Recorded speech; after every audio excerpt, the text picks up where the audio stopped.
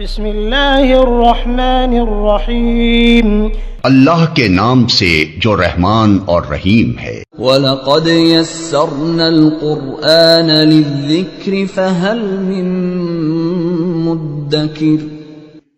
ہم نے اس قرآن کو نصیحت کے لیے آسان ذریعہ بنا دیا ہے، پھر کیا ہے کوئی نصیحت قبول کرنے والا؟ اس کا دوسرا معنی یہ کہ زمین اور آسمان بند تھے، یعنی اس میں سے بارش نہیں ہو رہی تھی۔ آسمان بند تھا کہ بارش اس میں سے نہیں ہو رہی تھی، یا جس وقت آسمان سے بارش نہیں ہو رہی ہوتی اور تم دیکھ رہے ہو تو آسمان بند ہے، اور زمین سے سبزہ نہیں اگتا تھا۔ ہم نے ہی اپنی قدرت سے اور ہم ہی اپنی قدرت سے ایسا کرتے ہیں کہ آسمان سے بارش ہوئی، اور آسمان سے بارش ہوتی ہے اور زمین سے سبزہ ہوتا ہے۔ یہ آسمان سے بارش برسانے والا کون؟ یہ زمین سے سبزہ اگانے والا کون؟ ان دونوں کے بارے میں کیا تم نہیں مانتے کہ اس کے پیچھے جو قوت ہے وہ اللہ تبارک و تعالی ہی کی ذات کی قوت ہے، اور کوئی دوسری طاقت و قوت ایسا نہیں کر سکتی؟ پھر تم کائنات میں متصرف اور کارساز اور حاجت روا اور معبود اللہ کے علاوہ اوروں کو کیوں مانتے ہو؟ یہ دوسری توجیہ اس کے بارے میں علامہ ابن عطیہ لکھتے ہیں، اور تفسیر بحر المحیط میں ابو حیان نے نقل کیا ہے کہ وَهَذَا قَوْلٌ حَسَنٌ، یہ بہترین قول ہے تفسیر میں یہاں اس مقام پر، اس لیے کہ یہاں تو عبرت کی بات کی جا رہی ہے کہ کیا یہ کافر لوگ اس بات سے عبرت نہیں لیتے، عبرت نہیں پکڑتے؟ تو عبرت تو تب ممکن ہے کہ جب ان کے سامنے وہ دلیل وہ دیکھ رہے ہوں، اور سامنے جو دلیل نظر آ رہی ہے وہ یہ کہ اوپر سے بارش ہو اور نیچے سے سبزہ ہو جائے، اس کو اپنے مشاہدے میں دیکھ رہے ہیں۔ پھر اس لیے بھی کہ یہ اللہ تعالیٰ کی گویا کہ نعمت کا بھی ذکر ہو رہا ہے، اور اس لیے کہ اس کے بعد آیت آ رہی ہے کہ وَجَعَلْنَا مِنَ الْمَاءِ كُلَّ شَيْءٍ حَيٍّ، ہم نے پانی سے ہر زندہ چیز کو پیدا کیا۔ تو پانی سے بارش کا پانی، تو اس توجیہ پر کہ جب آسمان زمین بند ہے، یعنی آسمان سے بارش نہیں کر سکتی، پھر ہم نے آسمان سے بارش کر دی تو اس بارش کو ذریعہ حیات بنا دیا۔ تو وَجَعَلْنَا مِنَ الْمَاءِ كُلَّ شَيْءٍ حَيٍّ سے بھی ایک مناسبت ہے۔ اس بنا پر اس مفسر نے اس کو ترجیح دی ہے۔ یہ دو بڑے اقوال ہیں اس آیت کی تفسیر میں، دونوں اپنی جگہ صحیح اور درست ہے، اس میں کوئی ٹکراؤ نہیں ہے۔ تفاسیر اور توجیحات میں سے بیشتر میں آپس میں کوئی تضاد اور ٹکراؤ نہیں ہوتا۔ اللہ تعالیٰ نے یہ جامع انداز میں کائنات کی تخلیق کا بھی تذکرہ فرمایا، اور اپنی قدرت کے وہ نمونے بھی بیان کر دیے جو لوگوں کے مشاہدے میں ہیں۔ یہاں ایک سوال نحوی یہ ہے کہ کانتا تثنیہ ہے، اس سے پہلے سماوات اور ارض، یہ سماوات تو جمع ہے، اس مناسبت سے کانتا کی جگہ کن نہ ہونا چاہیے، اور یہ قرآن مجید میں اور بھی کئی مقامات پر ہے بینہما کا لفظ ذکر ہوتا ہے۔ تو اصل میں یہ دو طرفین اور دو نوعین، سماوات ایک طرف ایک طائفہ ایک جماعت، اور الارض دوسرا طرف اور دوسری جماعت کی حیثیت سے، کوئی ان دو اطراف کی نسبت سے کانتا تثنیہ کا صیغہ ہے، آسمان اور زمین۔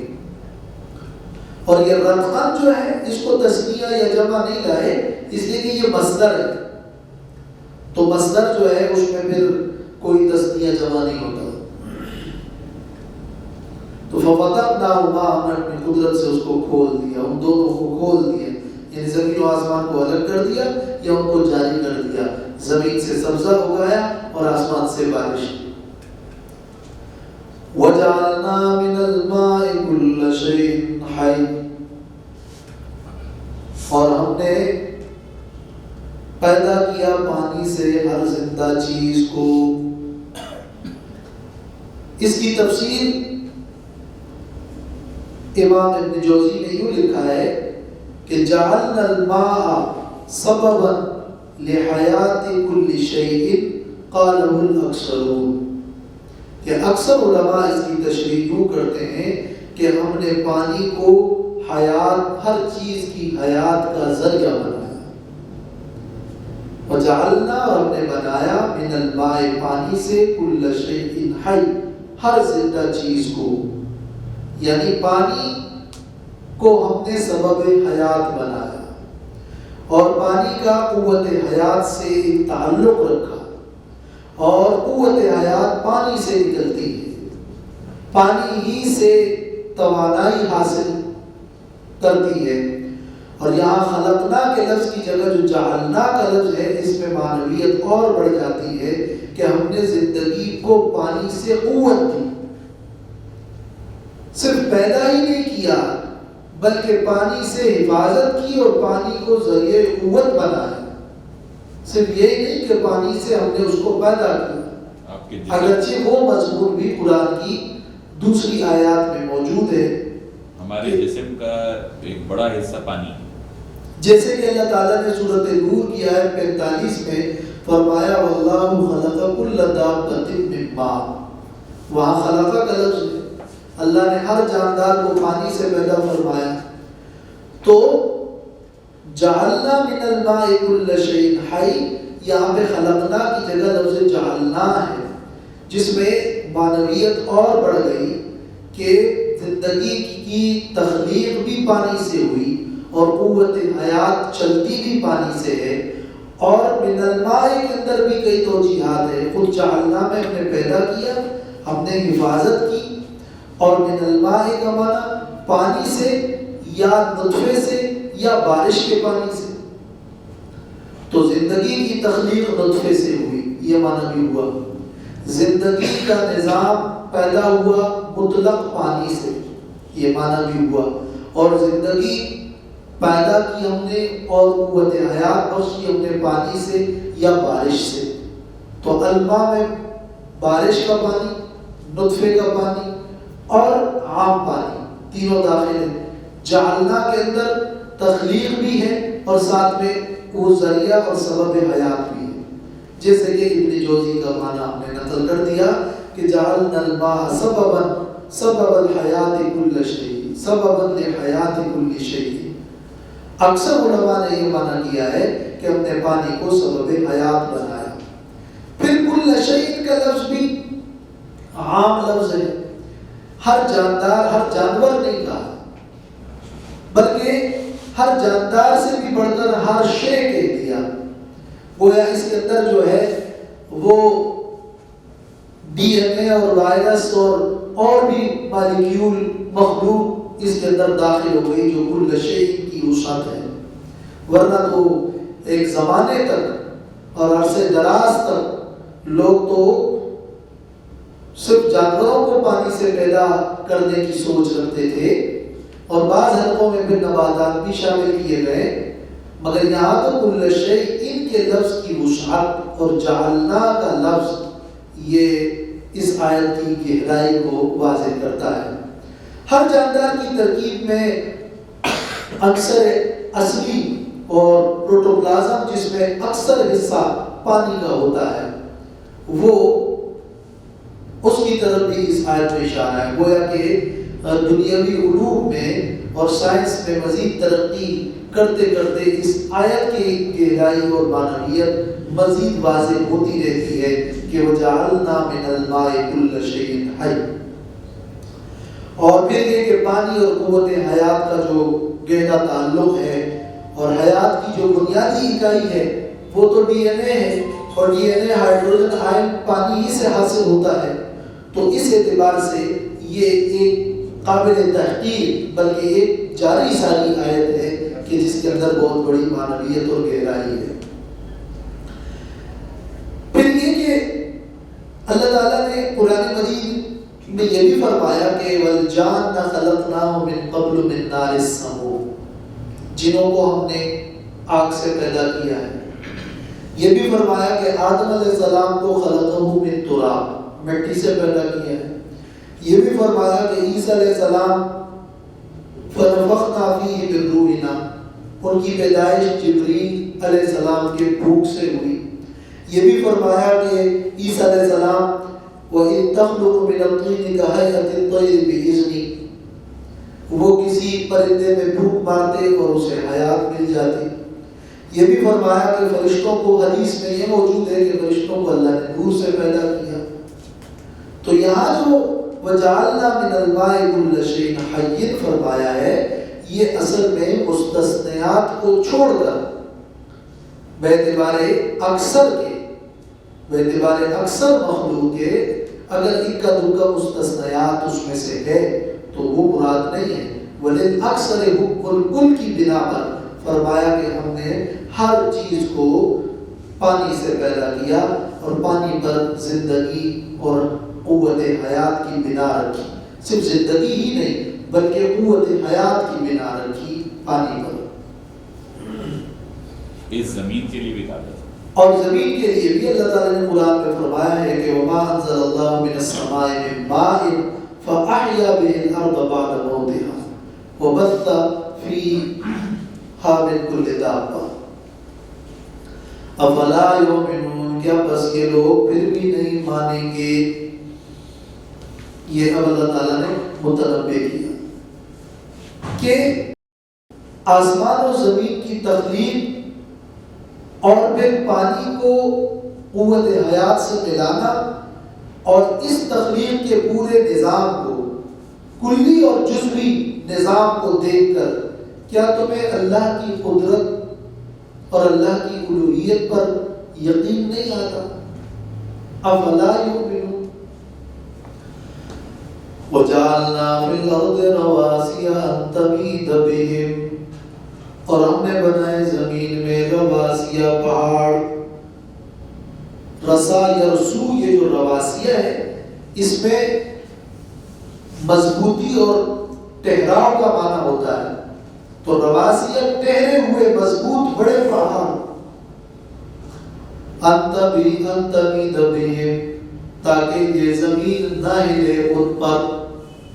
انتمید بہم یعنی اللہ تمید بہم، یا اس لیے کہ پھر زمین ان پر ہلے گی۔ یہاں ہلنے سے زمین کی وہ اضطرابی حرکت اور زمین کا ڈانا ڈول ہونا مراد ہے، ورنہ زمین تو مسلسل حرکت میں ہے، لیکن وہ حرکت جو پرسکون حرکت ہے وہ مراد نہیں ہے۔ ہم نے زمین پر پہاڑوں کو گاڑ دیا تاکہ اس زمین میں تمہارے لیے رہنے کی گنجائش ہو اور اس کی حرکت ڈانا ڈول اور مضطرب حرکت نہ ہو۔ وَجَعَلْنَا فِيهَا فِجَاجًا سُبُلًا،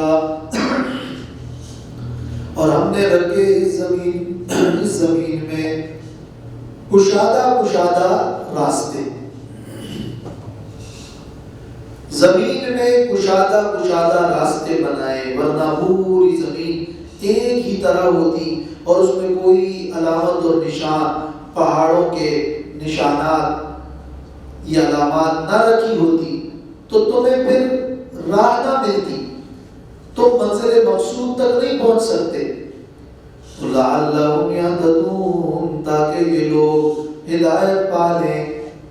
اس کے دو مطلب، یعنی تاکہ ان دلائل کو دیکھ کر ہدایت روحانیت کی حاصل کر لیں، اور دوسرا مطلب لعلہم یہتدون، تاکہ وہ منزل مقصود تک پہنچے۔ راستوں میں اللہ نے علامات اور راستے بنائے، ورنہ کسی ایک جگہ میں سارے گھر ایک جیسے بنے ہوتے ہیں تو وہاں پہ بھی اپنی جگہ جب تک نمبر نہ دیکھ لے تو اپنی جگہ دیکھنے میں شک ہوتا ہے۔ تو اللہ نے اگر اس نظام کو، اس دنیا کو اور اس زمین کو اسی طرح بنایا ہوتا تو پھر تمہارے لیے رہنا اور دیکھنا اور سمجھنا مشکل ہوتا۔ تو کشادہ راستے رکھے، فجاجہ مانا کشادہ۔ قرآن مجید میں سورۃ نوح کے اندر یہ آیت ہے تو وہاں انداز ہے کہ لِتَسْلُكُوا مِنْهَا سُبُلًا فِجَاجًا، وہاں سبلن پہلے راستے، فجاجن کشادہ۔ تو فجاجن سبلن کی صفت ہے. یہاں پر فجاجن پہلے ہے، سبلن بعد میں. اب یہ فجاجن یہاں سبلن کی صفت نہیں ہے، یہ فجاجن حال ہے. ہم نے رکھے زمین میں سبلن راستے، اس حال میں کہ وہ راستے فجاجن کشادہ کشادہ راستے. یہاں انداز یہ ہے کہ فجاجن کو حال بنایا، اور سورۃ نوح میں انداز یہ ہے کہ فجاجن کو سبلن کے لیے صفت بنایا. دونوں میں کیا فرق ہے؟ اس لیے کہ پیدائش کے وقت گویا کہ حال یہی تھا کہ راستے کشادہ تھے. تو یہاں حال بنانے میں پیدائش اور تخلیق کے اس تذکرے میں یہ بیان کرنا مقصد ہے کہ جب ہم نے اس کو پیدا کیا تو اس وقت ساتھ میں یہ حالت تھی کہ راستے کشادہ بھی تھے. تو چونکہ حالت بیان کرنا بھی مقصود تھا یہاں، اس لیے کہ کائنات کی میں ان پہاڑوں کی تخلیق کا بیان چل رہا ہے، اس لیے علامہ زمخشری نے لکھا ہے کہ اس میں حکمت یہ ہے، اور بحر المحیط میں بھی ہے. وَجَعَلْنَا السَّمَاءَ سَقْفًا مَحْفُوظًا. زمین کائنات کی پیدائش اور پہاڑوں کے بعد اب فرمایا وَجَعَلْنَا السَّمَاءَ، اور ہم نے بنایا آسمان کو سقفاً چھت کے بے سریا، اور آسمان اس کی بلندی، اس کی وسعت، اس کا احاطہ، یہ اللہ کی قدرت کی دلیل ہے. محفوظہ، کہ اس آسمان کو محفوظ بنایا. کس چیز سے محفوظ؟ ان اللہ یمسک السماوات والارض، اللہ ہی نے آسمانوں اور زمین کو تھامے رکھا ہے، تو گرنے سے محفوظ. اسی طرح اللہ نے فرمایا ہل تری من فطور، کیا تم آسمان میں کوئی ٹوٹ پھوٹ دیکھتے ہو؟ تو ٹوٹنے پھوٹنے سے اس کو ہم نے محفوظ کیا ہے. اور اسی طرح اللہ نے فرمایا وَحَفِظْنَاهَا مِن كُلِّ شَيْطَانٍ رَجِيمٍ، شیطان رجیم سے ہم نے اس کو حفاظت دی کہ وہ چوری چھپے جو فرشتوں کی باتیں لیا کرتے تھے، تو اللہ نے وہاں نظام فلکیات میں ستاروں کا ایسا نظام رکھا کہ اوپر عالم بالا کو محفوظ کر دیا. محفوظہ کے لفظ کے اندر قرآن کی دوسری آیات کی روشنی میں یہ سارے مطلب داخل اور شامل ہیں. لیکن یہ محفوظہ ہے، اس کا یہ مطلب نہیں کہ ہمیشہ، جب تک اللہ نے چاہا زمین و آسمان کا یہ نظام قائم رہے گا، اور اللہ نے اس نظام کو ایسا مستحکم رکھا ہے کہ یہ گرنے ٹوٹنے پھوٹنے شیاطین سے محفوظ ہے. اس نظام کائنات میں اللہ کی قدرت کی بڑی نشانیاں ہیں. کیسے اس نظام کو اللہ نے تھامے رکھا ہے. وَهُمْ عَنْ آيَاتِهَا مُعْرِضُونَ، اور وہ آسمان کی ان نشانیوں سے اعراض کرتے ہیں. پہلی آیت آسمان کی ان نشانیاں، آیاتها، آسمان کے اندر کی جو نشانی ہے وہ کیا ہے؟ وہ یہی ہے کہ گرنا ٹوٹنے سے حفاظت، یہ سقف محفوظہ. اور آگے بھی لیل و نہار کا نظام اور شمس و قمر اور کائنات میں دوسرا فلکیاتی سارا نظام اللہ تبارک و تعالیٰ کی طرف سے یہ آسمان کی وہ نشانیاں ہیں، آیاتها ہے. مگر وہ اس سے اعراض کرتے ہیں. اعراض کرتے ہیں کا معنی یہ ہے کہ اس میں غور اور تدبر نہیں کرتے. وَهُوَ الَّذِي خَلَقَ اللَّيْلَ وَالنَّهَارِ وَالشَّمْسَ وَالْقَمَرَ كُلٌّ فِي فَلَكٍ يَسْبَحُونَ. اللہ وہ ذات ہے جس نے پیدا کیا رات اور دن کو، رات اور دن کو. آسمان کی نشانیوں کا گویا یہ ایک بیان ہو رہا ہے. رات اور دن، اور رات اور دن بنتا کیسے ہے؟ اس میں موجود بڑی علامات، والشمس والقمر، سورج اور چاند، کل فی فلک یسبحون، یہ سب ایک مدار میں تیر رہے ہیں۔ فلک اصل میں دائرے کو کہتے ہیں، آسمان کے لیے بھی فلک کا لفظ استعمال ہوتا ہے، لیکن یہاں مراد فلک سے مراد وہ دائرہ اور وہ مدار ہے جس پر سورج، چاند اور دوسرے سیارے چل رہے ہیں۔ کل واحد منہم، یسبحون کا لفظ سبح کا معنی تیرنا، اس کو جمع لائے، شمس اور قمر تو دو ہے تو یسبحان نہیں کہا، یسبحون کہا، اس لیے کہ ایک تو آیات کا جو سلسلے کلام چلا ہے افلا یؤمنون یہتدون یسبحون، تو فواصل آیات کی رعایت سے بھی یہ حسن ہے کہ اس کو جمع لائے، مگر اس لیے بھی کہ اس شمس و قمر کے مطالعے تو بہت سارے ہیں، تو شمس و قمر کے مطالعے کی کثرت کی وجہ سے یسبحون کا لفظ جمع ہے، اور یہ بھی کہ صرف شمس و قمر مراد نہیں ہے بلکہ دوسرے نجوم اور سیارات بھی مراد ہیں کہ وہ سارے ایک مستحکم نظام کے اندر تیر رہے ہیں۔ فلک اصل میں تحت السماوات ہوتا ہے، عربی میں فلکۃ المغزل کہتے ہیں، چرخے میں جو گول چمڑا لگا ہوتا ہے اس کو کہتے ہیں فلکۃ المغزل۔ تو کل فی فلک، اس میں کائنات کا وہ پورا فلکیاتی نظام بیان فرمایا ہے کہ اللہ تعالیٰ نے اس پورے نظام کو کیسے تھامے رکھا ہے کہ آپ دیکھتے نہیں ہیں کہ وہ سورج اور چاند اور دوسرے تمام سیارات کا اپنا مدار ہے اور اسی پر ٹھیک اپنے مداروں پہ وہ چل رہا ہے، اور یہ جو کشش کا نظام اللہ نے کائنات میں رکھا ہے، اگر یہ کشش کا نظام اس درمیان میں سے ہٹا دیں تو سب ایک دوسرے سے ٹکرا جائے اور نظام کائنات بگڑ جائے اور خراب ہو جائے، تو ہر ایک اپنے مدار میں تیر رہا ہے۔ غور و فکر کے لیے ان آیات میں جس قسم کی وسعت اور بلندی کا تذکرہ ہے، اگر کوئی اس پر غور کرے تو وہ سمجھ جائے گا کہ اللہ تعالیٰ کی عظمت اور اللہ کی قدرت کتنی عظیم ہے۔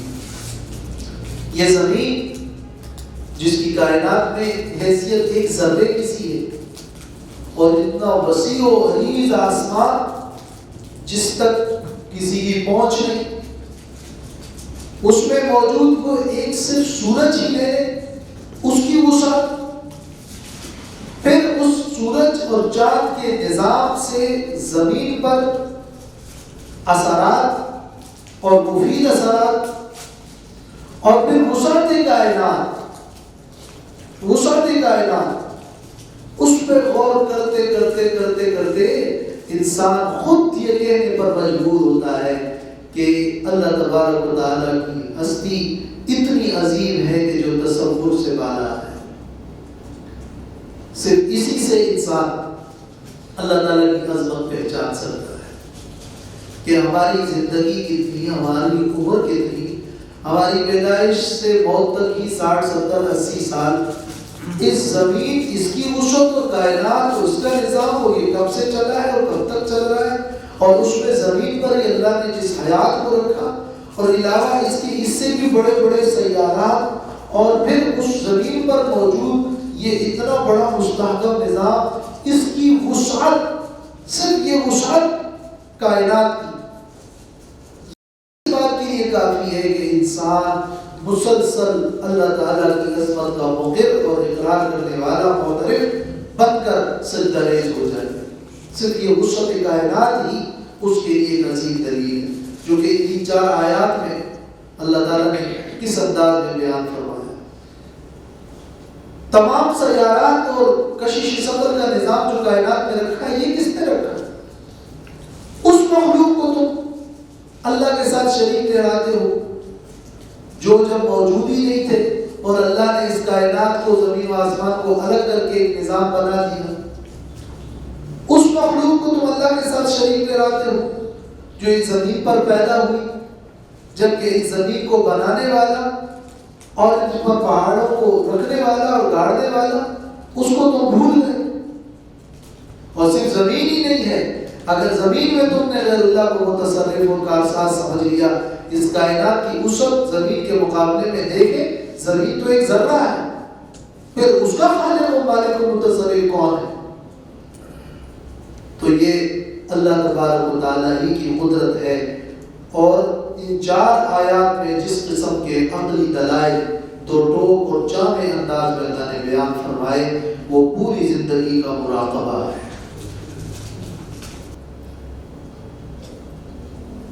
وہ تو آخر